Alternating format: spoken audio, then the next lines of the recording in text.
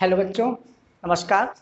चलिए, तो आज हम आप लोगों के साथ सॉल्यूशन चैप्टर का एक लास्ट टॉपिक डिस्कस करने वाले हैं जो 5 मिनट का है। ठीक, तो लास्ट टॉपिक हमारा क्या है? Henry law. क्या है? Henry law. तो हेनरी लॉ ने क्या किया था? जैसा कि उन्होंने एक बीकर लिया और इस बीकर में उन्होंने वाटर ले लिया, यानी सॉल्वेंट ले लिया। क्या ले लिया यहाँ पे? सॉल्वेंट। क्लियर। अब उन्होंने हेनरी लॉ ने इस बीकर का जो सॉल्वेंट है, इसका कोई ना कोई मास होगा, वहां से इन्होंने प्रेशर दिया। कुछ क्या दिया? कुछ प्रेशर, है ना। तो जो इसने प्रेशर दिया, तो ये प्रेशर के वजह से यदि हम बोल दें एट कांस्टेंट टेम्परेचर, यदि हम कांस्टेंट टेम्परेचर बोल देते हैं, तो ये क्या होता है कि जो इसका मास है वो डायरेक्टली प्रोपोर्शनल टू प्रेशर के हो जाता है। क्या हो जाता है? Mass is directly proportional to pressure. अंदाजा करिए, जैसे अपन चाय पी रहे हैं, क्लियर, या अपन पानी लिए हुए हैं। अब पानी को अपन जब फूंक मारेंगे बाई गैस, ठीक है, जैसे हमने पानी को फूंक मारा, तो जिस जिस जगह में आपकी एयर, जैसे आप जिस जगह में आप एयर दोगे, जितने जगह में एयर जाएगी उस जगह का पानी दूर हट जाएगा। मतलब वो पानी जो दूर हटा, तो उसका जो मास है डायरेक्टली प्रोपोर्शनल टू किसके हो जाएगा? प्रेशर के।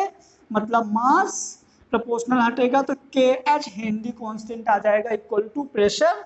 तो यहाँ से आप के एच लिख सकते हो, मास अपॉन प्रेशर। क्लियर। यदि हम इसको डेफिनेशन देखें, तो according to this law, Henry law के अकॉर्डिंग क्या होता है? देखिए, the mass of gas dissolve in given volume of the liquid at constant temperature is directly proportional to the pressure of the gas and present in equilibrium with liquid. Clear. तो मतलब कि जो इसका मास होगा वो प्रेशर के directly proportional होगा, है ना। हम इसका यदि मैथमेटिकली सॉल्व करें, तो mass is directly proportional to pressure. मतलब जितना आप इसका मास यहाँ से, मतलब जो ये गैस जितना डिसॉल्व होगा, गैस जितना यहाँ डिसॉल्व होगा, उसका मास यहाँ से इतना रिमूव होता जाएगा। तो mass is directly proportional to pressure. क्या हो जाएगा? Mass is directly proportional to pressure. यदि हम इसको मैथमेटिकली देखें, तो mass directly proportional to pressure, constant हटेगा तो के एच आ जाएगा जो हेनरी कांस्टेंट है। क्लियर। और के एच इक्वल टू हो जाएगा मास अपॉन प्रेशर। यदि हम यहाँ पे बोलें कि हमारा एम, तो एम हो जाएगा बेटा mass of the gas dissolve in a liquid, है ना। ये एम हो जाएगा mass of the gas dissolve in unit volume. ठीक है, यूनिट वॉल्यूम में कितना हमारा मास डिसॉल्व हुआ, है ना, कितना हमारा गैस डिसॉल्व हुआ, ये हो जाएगा मास। यदि हम पी की बात करें, तो हो जाएगा pressure of the gas, P हो जाएगा pressure of the gas, pressure of the gas in equilibrium, in equilibrium for solvent. Clear. तो सॉल्वेंट के लिए जो हमारा प्रेशर है वो हो जाएगा ये।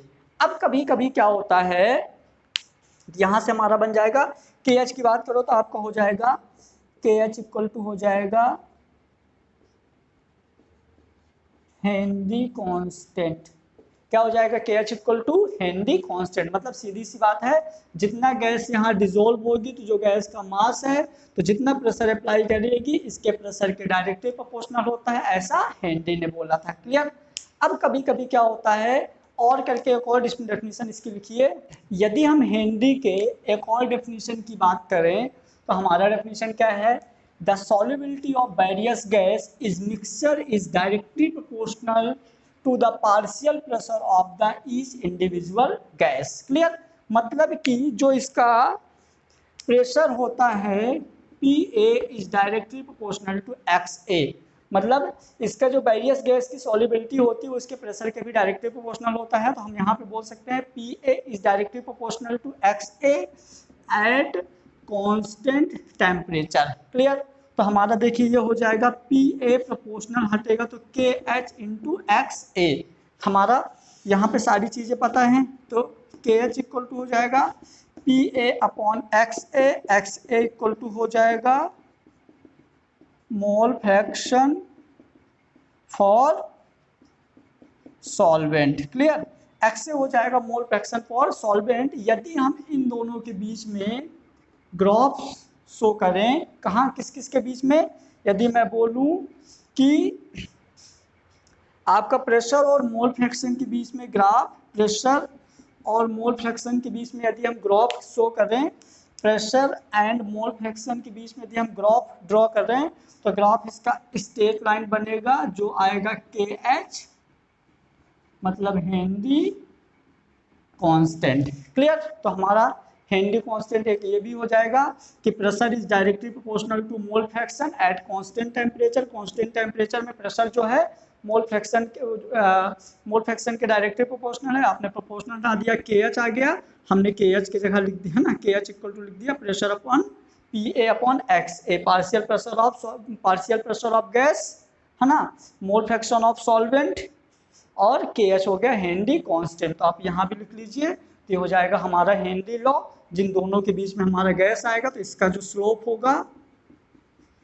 स्लोप होगा K H equal to P A upon X A, जो कि डायरेक्टली प्रोपोर्शनल है, तो स्ट्रेट लाइन ग्राफ बनेगा। क्लियर? तो ये हो गया हमारा हेनरी लॉ।